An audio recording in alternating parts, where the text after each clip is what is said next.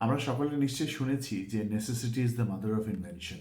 অর্থাৎ আমরা যখন নতুন কিছু প্রয়োগে আনি, নতুন কিছু তৈরি করি, তার একটি প্রয়োজন রয়েছে, তাই আমরা সেটা প্রয়োগে আনি। ডাচরা একটি শব্দ প্রয়োগে এনেছেন। সেই শব্দটি হচ্ছে আবাইডসগ্লেথা। তার মানে হচ্ছে কর্মক্ষেত্রে সুখ, হ্যাপিনেস অ্যাট ওয়ার্ক। কেন এটা তারা প্রয়োগে এনেছেন এই বিশেষ শব্দটি? তার কারণ হচ্ছে তারা কর্মক্ষেত্রে সুখকে গুরুত্ব দেন।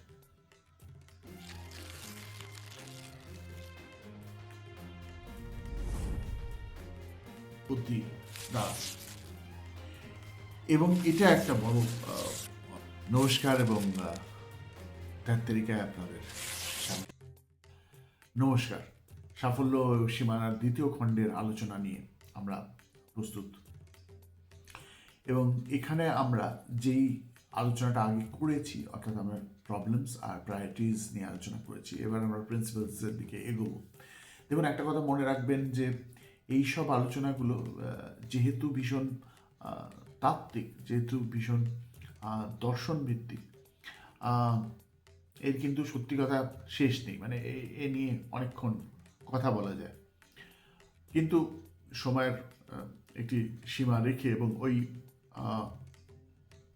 ধারণাটাকে সম্মান দিয়ে যে সময় একটি রিসোর্স, শুধু তাকেও সম্মান দিতে হবে। আমরা এগিয়ে চলি এবার প্রিন্সিপালস বা নীতিমালা নিয়ে কথা বলার জন্য। দেখুন, আমাদের যে কোনো কাজ করার আগে তার পেছনের নীতিমালাটা প্রয়োজন আছে, এবং নীতিমালাটা আসে আমাদের দর্শন থেকে, বা আমরা কোন ফিলসফিটা নিয়ে এগোতে চান। অর্থাৎ আপনি যখনই জীবনে যে কোনো ধরনের সফলতা চান, তার পেছনে কিন্তু একটি একটি দর্শনের প্রয়োজন আছে। অর্থাৎ আপনি কিভাবে সেটাকে প্রাপ্ত করবেন। যেমন আপনি একদিকে বলতে পারেন যে আমি সফল হব, কিন্তু আমি নৈতিকতার গণ্ডিগুলোকে মেনে চলবো। যেমন গুগলের মানে ট্যাগলাইন রয়েছে, ডোন্ট বি ইভিল। তারা সবসময় মাথায় রাখে, আমি যাই করি না কেন, আমি এমন কিছু করব না যেটা অশুভ মানব জাতির জন্য। তো ঠিক একইভাবে এই নীতিমালা আমাদেরকে ভীষণভাবে সাহায্য করবে।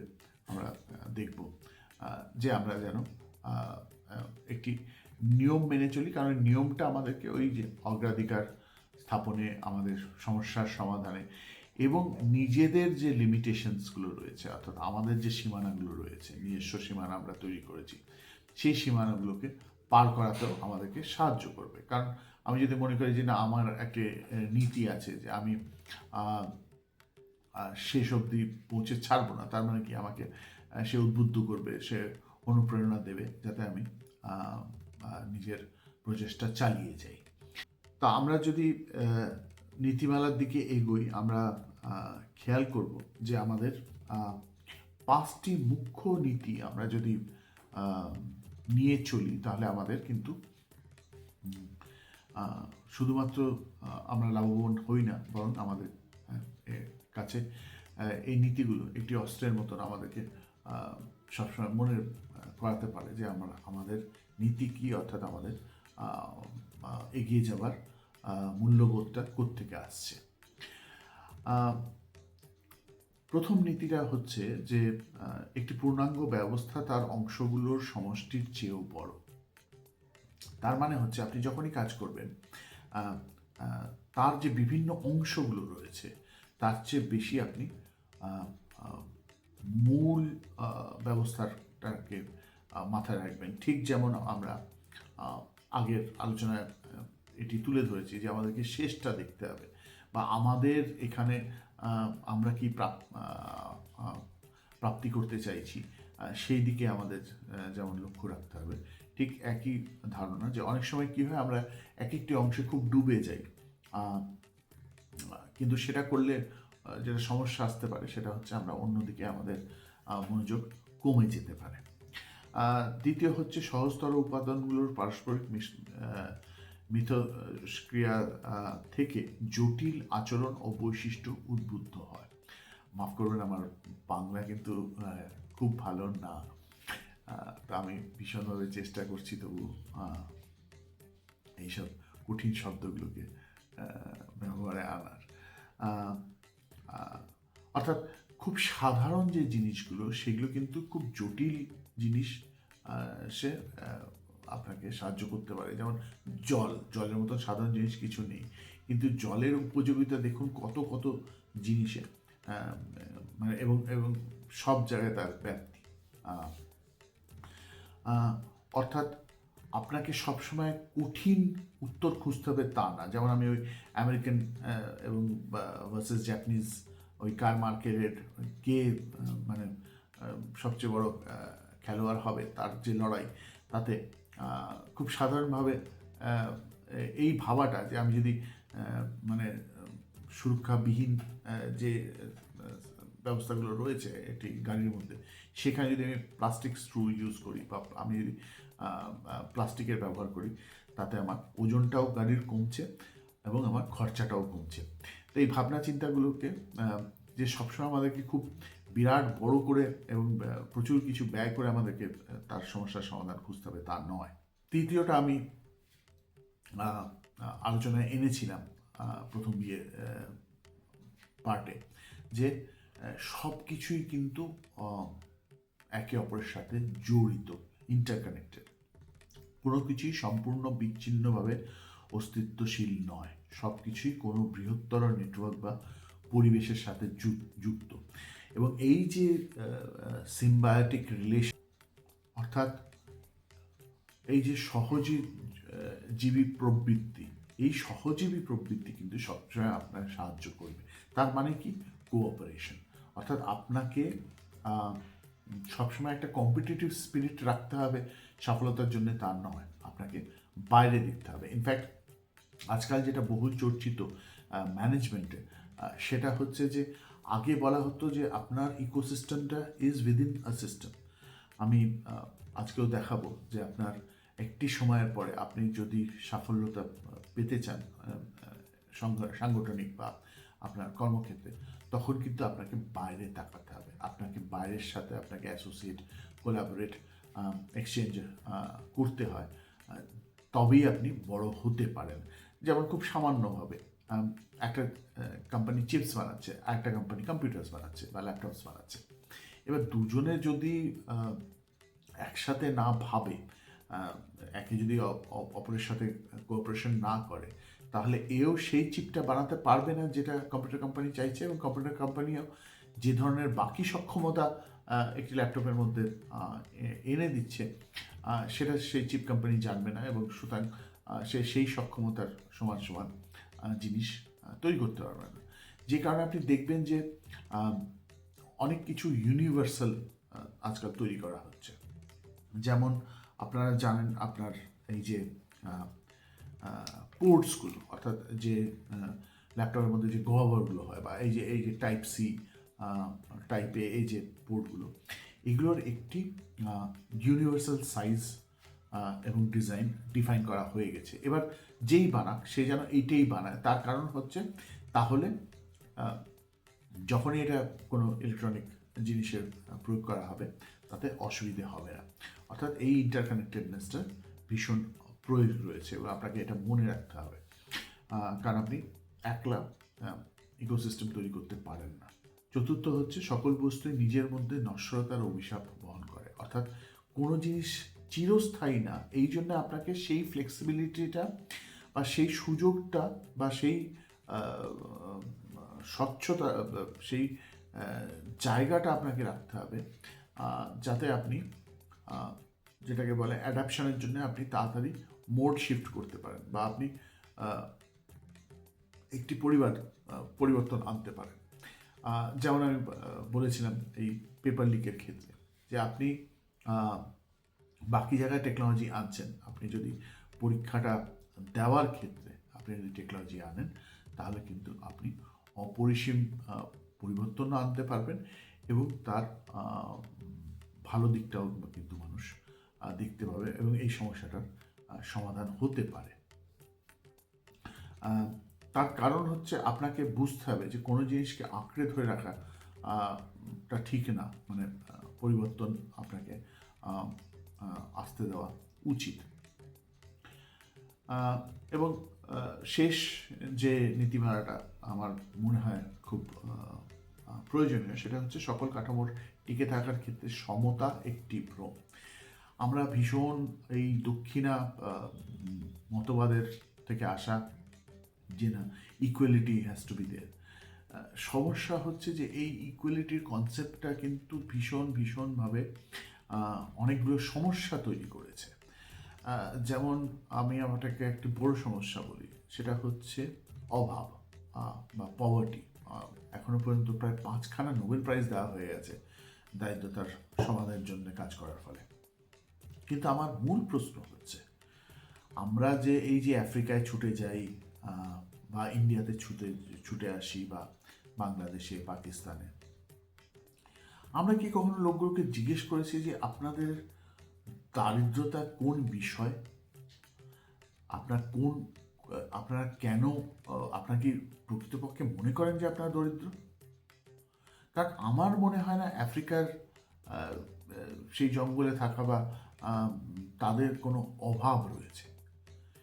কারণ যে তার প্রকৃতির মধ্যে যা পায় তাই নিয়ে বাঁচতে চায়, তার কাছে আমাকে কেন পশ্চিমা অবধারণায় আমাকে নিজেকে তৈরি করতে হবে এবং তাদের মতো ভাবতে হবে, এবং তাদের মতন আমার কাছে বড় বড় গাড়ি, বড় বড় ঘর না থাকলে আমাকে নিজেকে দরিদ্র মনে করতে হবে। ইনফ্যাক্ট আমি খুব সুন্দর একটি রিল দেখেছিলাম, বোধহয় আশুতোষ রানাকার, তিনি খুব সুন্দরভাবে বলেছিলেন যে আমরা থাকি 500 স্কোয়ার ফিটে, বাকিটায় কিন্তু আমাদের অহংকার থাকে। অর্থাৎ আমরা কিন্তু অন্য অবধারণার উপর নির্ভর করে জীবনের কিছু জিনিসের মানে আমরা পাল্টে ফেলছি। তো তার কারণ হচ্ছে যে এমন কোনো নিয়ম নেই, সেটা আপনি প্রাকৃতিক জৈবিক ক্ষেত্রেও দেখবেন যে সব জানোয়ার এক সমান, সবার ক্ষমতা এক সমান, সবার কাছে সমান বল দেওয়া হয়েছে। কেন?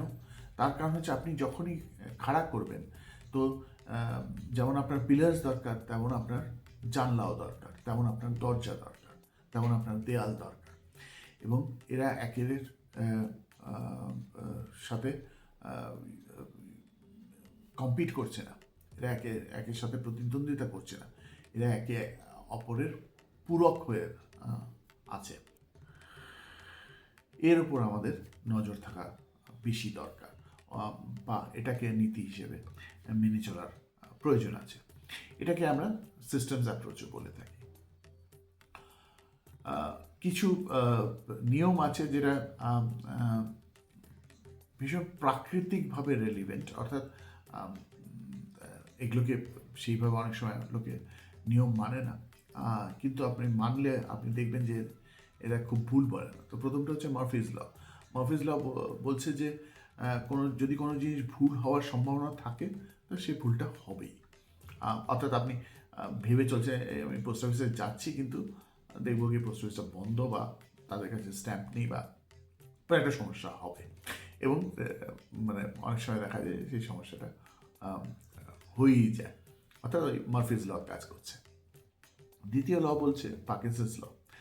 বলা হয় যে কোনো কাজ সম্পূর্ণ করার জন্য যে সময় বরাদ্দ, সেই ন্যূনতম সময়টা লেগেই যাবে। অর্থাৎ আপনি যদি কাউকে, আপনি জানেন যে ঘন্টার কাজটা 4 ঘন্টার, আপনি বললেন চলো আমি তোমাদের 6 ঘন্টা দিলাম, তাহলে দেখবেন এই ঠিক 6 ঘন্টার মাথায় গিয়ে কাজটা শেষ হলো। অর্থাৎ আপনি যে সময়টা বেঁধে দেন, আমরা কিন্তু আমাদের কাজগুলোকে সেইভাবে ছড়িয়ে ফেলি। তার কারণ হচ্ছে আমরা ওই পুরো উপযোগ করতে জানি বা ভালোবাসি। আমরা নিজেদের মানে এফিসিয়েন্সি বা নিজেদের সক্ষমতা বা দক্ষতা বাড়ানোর জন্য কিন্তু খুব কম সময় প্রচেষ্টা করি। দ্বিতীয় হচ্ছে প্যারেটোস বিখ্যাত 80-20 প্রিন্সিপাল, যেটা বলে যে 20% কাজ বা 20% লোক 80% ফলাফলের কারক, বা 80% সফলতার কারক। অর্থাৎ এটা আপনি কর্মক্ষেত্রেও দেখবেন বা টিমের মধ্যেও দেখবেন যে 20% লোক খেটে মরছে এবং বাকি 80% তার ফল ভোগ করছে।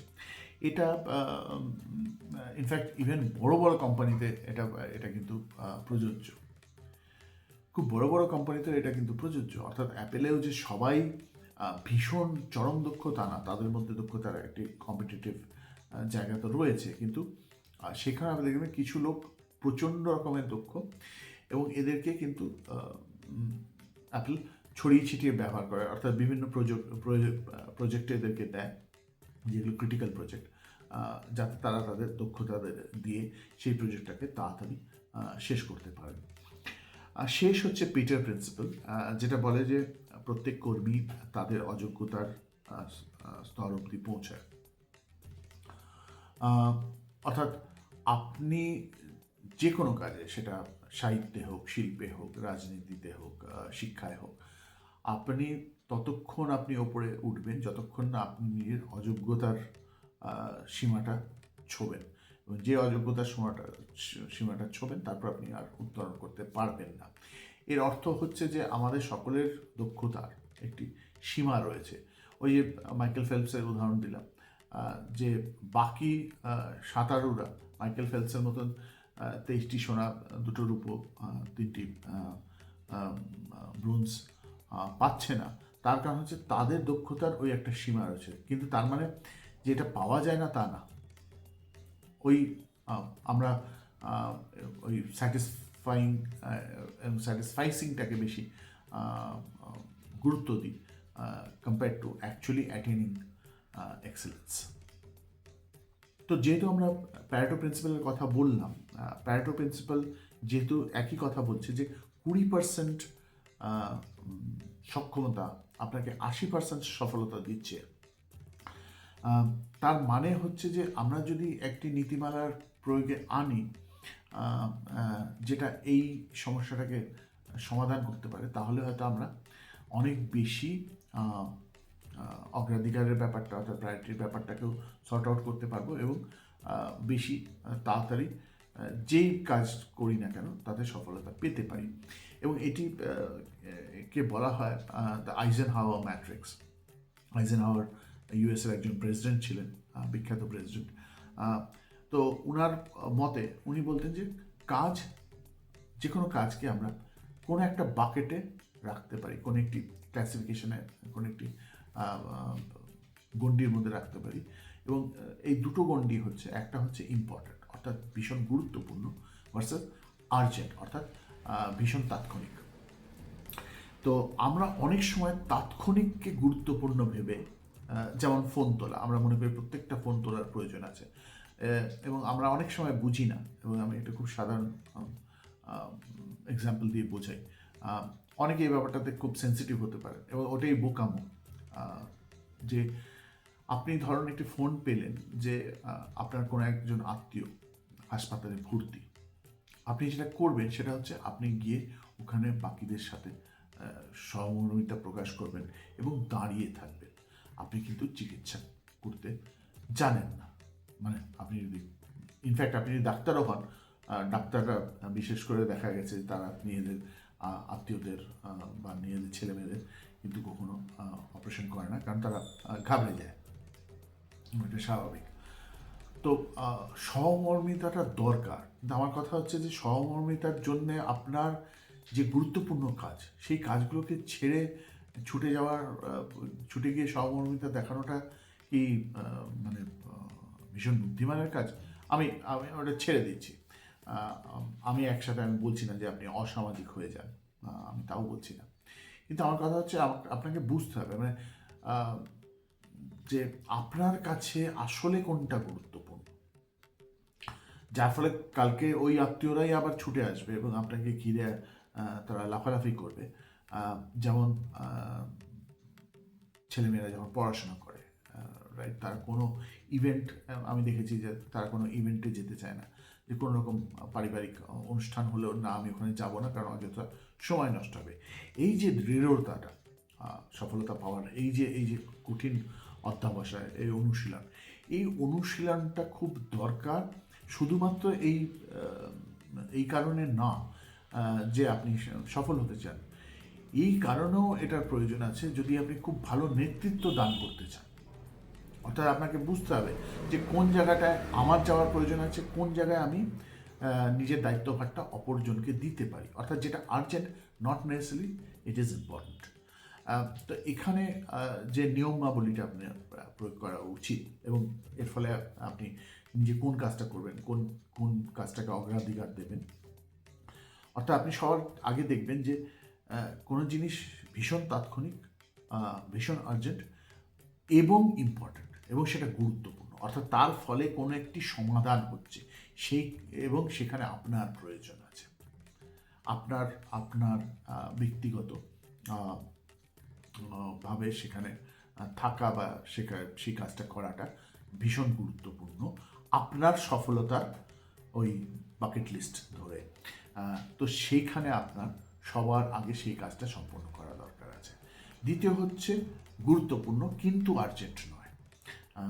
অর্থাৎ আপনার নিত্য জীবনে আপনি দেখবেন যে কিছু কাজ আছে যে কাজগুলো আপনাকে করতে হয়, কারণ তার দায়িত্ব শুধুমাত্র আপনার ওপর বর্তায়, অর্থাৎ আপনাকে সেই কাজটা উপর আপনার লক্ষ্য থাকার দরকার, এবং সেটাকে অগ্রাধিকার দেওয়ার প্রয়োজন রয়েছে।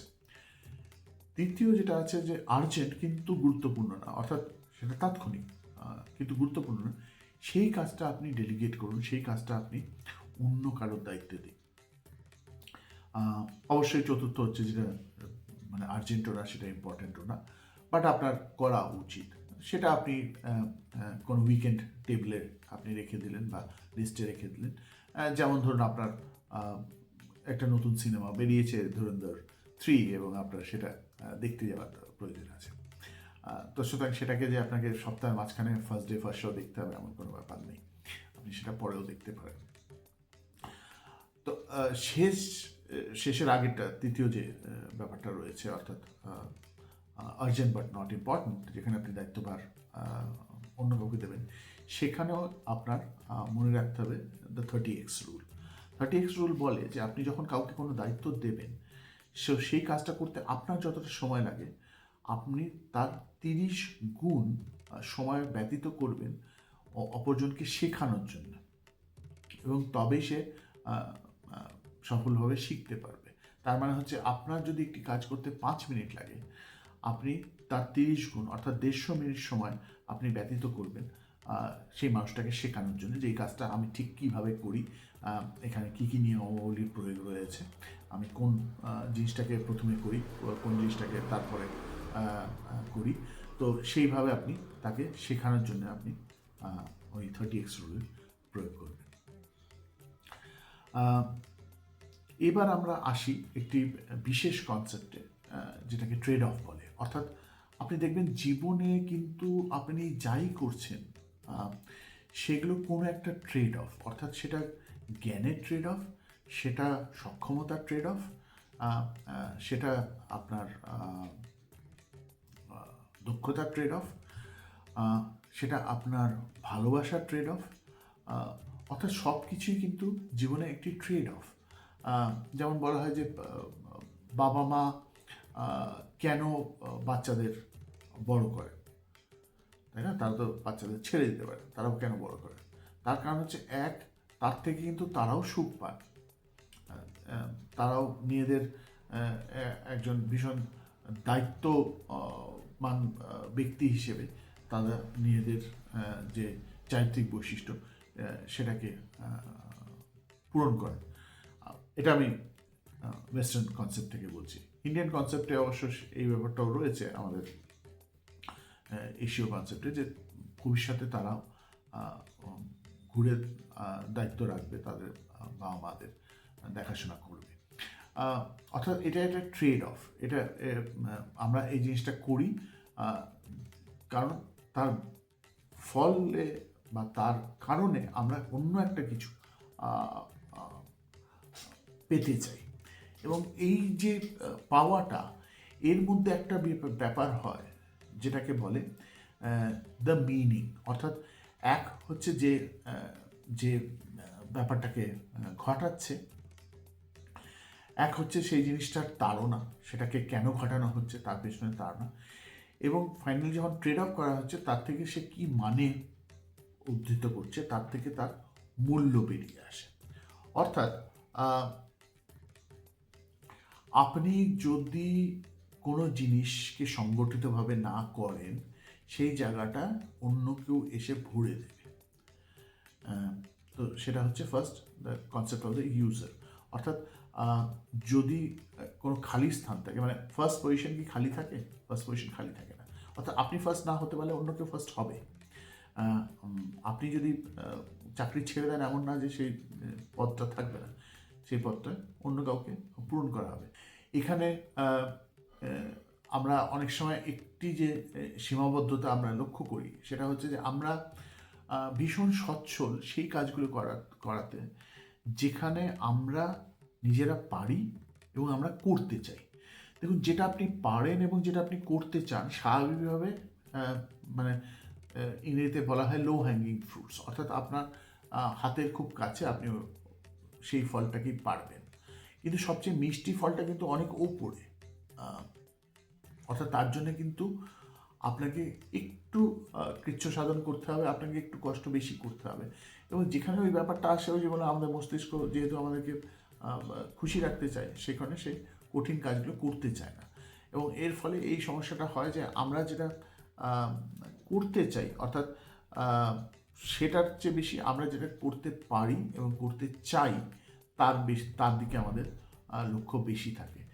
এর ফলে আমরা অনেক সময় বুঝি না যে আমাদের একটি নতুন জিনিস করা, তার কারণ হচ্ছে দেখুন, বাকি জিনিস তো সবাই করছে। আর যে কাজটা বাকি সবাই করছে, সেটা যদি আপনিও করেন, তো তাহলে তাতে সফলতার কিছু নেই। হ্যাঁ, তাতে হয়তো দক্ষতার ব্যাপার রয়েছে, আপনি হয়তো বেশি দক্ষ হয়ে উঠবেন, কিন্তু আপনাকে যদি শ্রেষ্ঠত্বের দিকে পৌঁছতে হয়, তাহলে তো আপনাকে তার থেকে একটি নতুন জিনিস আনতে হবে। এবং এটা ব্লুমস ট্যাক্সোনমিতেও এই কথা বলা হয় যে 6টি স্তর আছে। তার মধ্যে শেষ স্তর হচ্ছে যখন আপনি জ্ঞানটাকে একদম সম্পূর্ণ একটি নতুন প্রয়োগে আনতে পারেন, যখন আপনি সেই জ্ঞানের শ্রেষ্ঠত্বতে পৌঁছেছেন। তো ঠিক একইভাবে, তো অর্থাৎ আপনি যদি প্রয়োগে না এনে থাকেন আপনি যা শিখেছেন, তাহলে আপনি স্বাভাবিকভাবে শ্রেষ্ঠত্ব প্রাপ্ত করতে পারেননি। আর যদি আপনি প্রয়োগে না আনেন, তাহলে অবশ্যই আপনি ফেল করেছেন, আপনি শেষ সীমাটা অতিক্রম করতে পারেননি। সুতরাং এই জায়গাটা আমাদের বুঝতে হবে। আরেকটা যেটা ফ্যালাসির দিক থেকে, বায়াসের দিক থেকে, অনেক সময় কী হয়, আমরা সাফল্যের প্রচেষ্টায় আমরা আমাদের সময়, আমাদের ক্ষমতা, আমাদের সব কিছু আমরা ঢেলে দিই, এবং এটাকে বলা হয় the sunk cost fallacy. Sunk cost ফ্যালাসির মতে কোনো কাজের সময় ও শ্রম বিনিয়োগ করেছি বলেই আমরা তার চালিয়ে যেতে বাধ্য বোধ করি। অর্থাৎ ওই সিসিফাসের মতো আমরা we keep pushing the rock, আমরা পাথরটাকে ওপরে ঠেলা শুরু করি। কিন্তু বাস্তবতা হলো, আপনি যত বেশি সময় ব্যয় করবেন, আপনার তত সময়ের অপচয় হবে। কিন্তু আপনি ফলের আশায় আরও বেশি সময় এবং শ্রম ব্যয় করে থাকেন। আর ঠিক যেমন আপনাকে একটি সময় আসে যখন ছিদ্র মেরামত করার চেষ্টার যে বেশি শ্রেয় হচ্ছে যে আপনি নৌকোটা পাল্টে ফেলুন। এবং এই জিনিসটায় কিন্তু অনেকে আবদ্ধ থাকে, শুধুমাত্র যেহেতু তারা অলরেডি দে আর ইনভেস্টেড, তারা বিনিয়োগ করে ফেলেছে, এবং যে কোনো হারে সেই বিনিয়োগটা ফেরত পেতে চায়। এর একটি খুব ভালো উদাহরণ আমি দেখেছি। আমি কলকাতার অলিগলিতে হেঁটে আমি দেখেছি, পুরনো দোকান, কিচ্ছু নেই, বয়ামে কয়েকটা মিষ্টি, কয়েকটা চকলেট রাখা রয়েছে, এবং টিম টিম করে আলো জ্বলছে, মানুষ সেখানে বসে আছে। আমার ভীষণ দুঃখ লেগেছে দেখে। এবং এরা হচ্ছে সেই মানুষ যারা সেটাকে একটি ভালো প্রয়োগে আনাচ্ছে। ওই যে 4টে চকলেট যতক্ষণ না বিক্রি হচ্ছে, সে ততক্ষণ একটা নতুন কিছু করবে না। এবং এই যে ভাবনার চিন্তাটা, এটা কিন্তু আপনাকে এগোতে দিতে, এবং আমি সফলতার কথা একদিকে আমি ছেড়ে দিচ্ছি, আপনার স্বাচ্ছন্দ্যটাকে বাড়িয়ে তুলতে পারে আপনি যদি এটাকে ভাবতে পারেন, ধুয়ে মুছে আপনি যদি এর থেকে বেরোতে পারেন। সাংগঠনিক ক্ষেত্রে আমি যেহেতু বলেছিলাম যে সাংগঠনিক ক্ষেত্রে আমরা কিভাবে আমরা এটা দেখতে পারি, তো তার ক্ষেত্রে এই গ্রাইনার্স গ্রোথ মডেলটা খুব গুরুত্বপূর্ণ। অর্থাৎ আপনি যখন একলা নয়, আপনি সফলতা একটি গোষ্ঠী হিসেবে, একটি সংগঠন হিসেবে চাইছেন। সবার শুরুতে দেখবেন যখন আপনি একদম শুরু করছেন, তখন সমস্যা হয় নেতৃত্বে, অর্থাৎ কে নেতৃত্ব দেবে। কারণ সবাই তো সমান, 2-3 বন্ধু এসছেন, এসে একটি সংগঠন তৈরি করেছে, এবং সেখানে নেতা হিসেবে একজনকে মেনে নেওয়া, এটা আমাদের সবার আগে আমাদের কষ্ট হয়। এবার যেই আমরা কাউকে নেতা মেনে নিই, তখন কি হয়, আমাদের দরকার হচ্ছে একটা ডিরেকশন, একটি সেই নেতা বা যাকে আমরা শ্রেষ্ঠ মনে করি আমাদের মধ্যে, তাকে দিশা দেখাতে হয়, তাকে পথ দেখাতে হয়। অর্থাৎ তখন আপনার অটোনমি বা আপনার স্বাবলম্বী সিদ্ধান্ত নেওয়ার ক্ষমতাটা চলে যায়, এবং তার ফলে আপনার দ্বিতীয় সমস্যাটা দাঁড়িয়ে পড়ে, এবং অনেকেই তখন হয় ছেড়ে চলে যায়, যে না, আমি যে আইডিয়াগুলো দিচ্ছি, আমি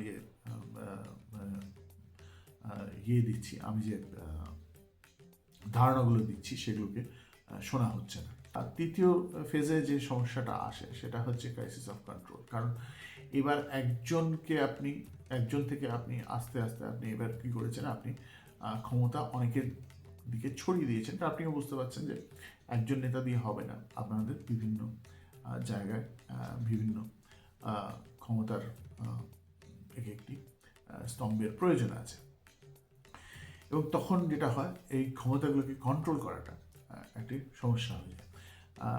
আমার খুব মনে আছে, এটার খুব ভালো উদাহরণ হচ্ছে তাজ হোটেলস। একটি সময় ছিল যখন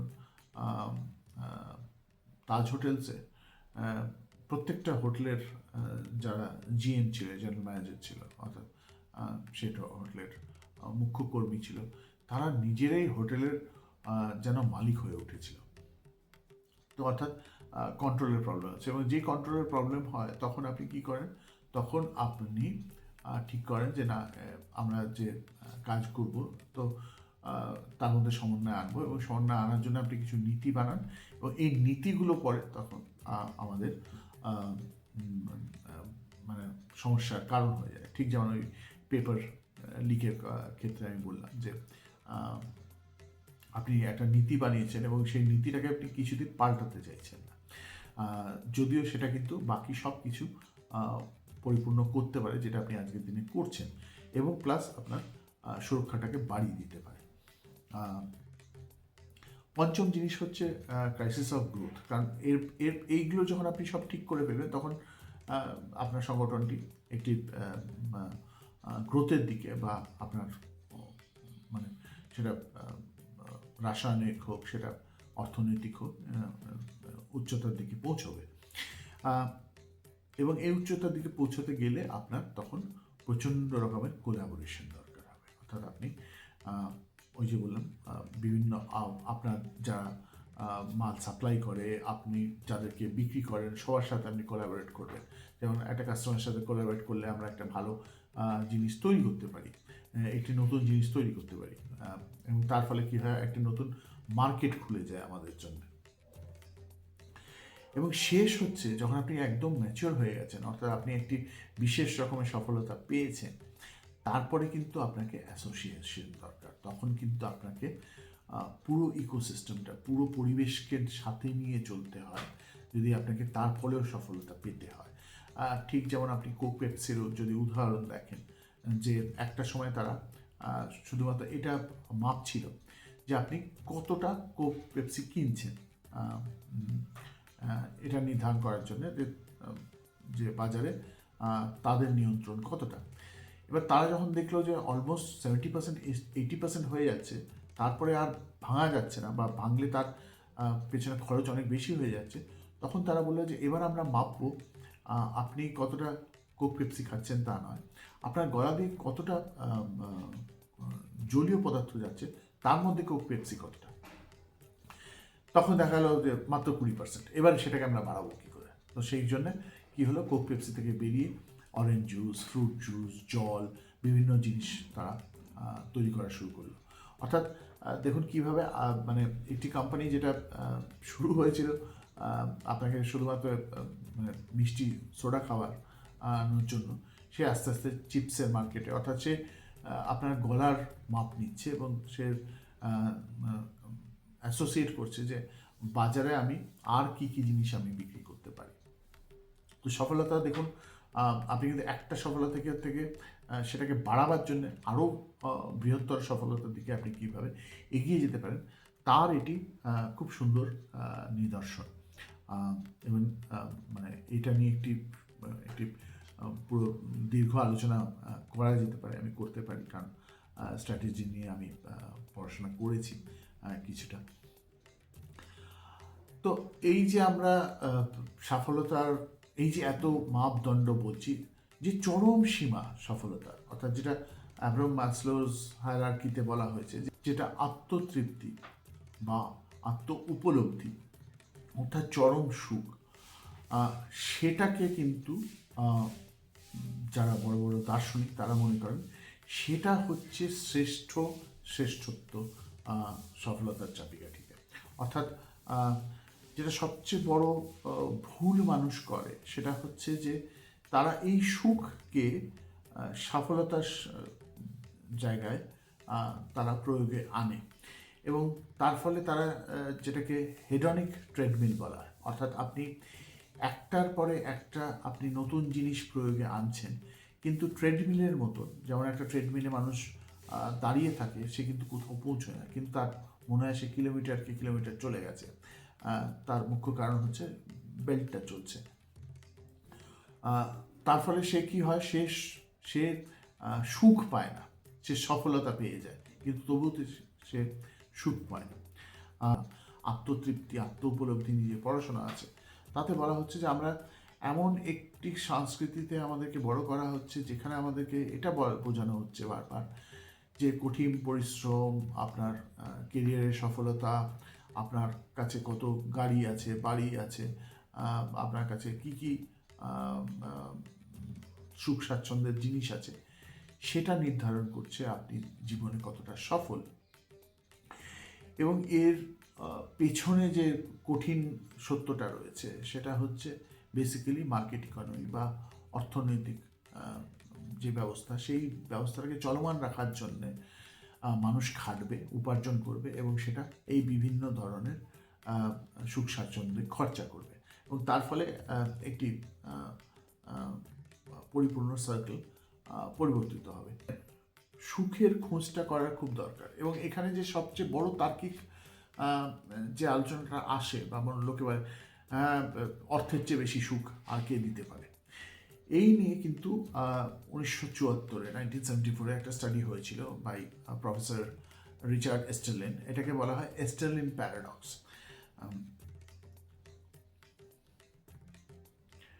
এস্টারলিন প্যারাডক্স বলে যে আপনি একটি নির্দিষ্ট দেশে এবং নির্দিষ্ট সময়ে আয় ও সুখের মধ্যে একটি শক্তিশালী পারস্পরিক সম্পর্ক নিশ্চয়ই দেখতে পান।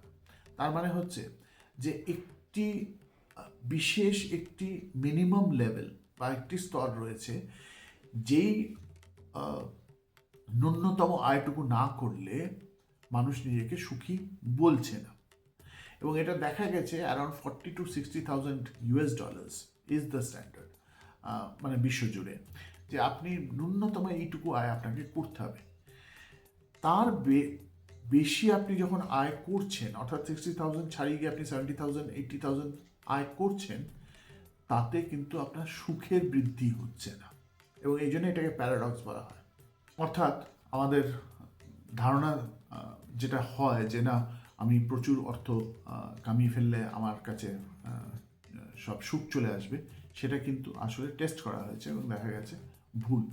তার কারণ এটা দেখা গেছে যে মানে প্যারালেলে, অর্থাৎ তার পাশাপাশি ইউরোপিয়ান দেশগুলোতে বা স্ক্যান্ডিনেভিয়ান দেশগুলো কিন্তু অনেক বেশি সুখী সেই দিক থেকে। তার কারণ হচ্ছে তাদের কাছে অনেক জিনিসের স্বতন্ত্রতা রয়েছে, তাদের কাছে অনেক জিনিসের অধিকার রয়েছে, তারা তাদের মতন করে সেটা করতে পারে। যেমন তাদের খুব কঠোর নিয়ম রয়েছে যে 8 ঘন্টা মানে 8 ঘন্টার কাজ, তার বেশি 1 মিনিটও না।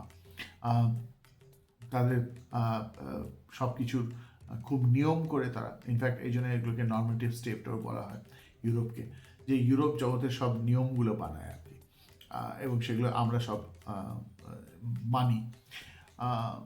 তার কারণ তারা নিয়মগুলো খুব একটা খারাপ বানায় না, তারা তারা সমাজের মধ্যে ওই বৈষম্যটাকে সরানোর চেষ্টা করে।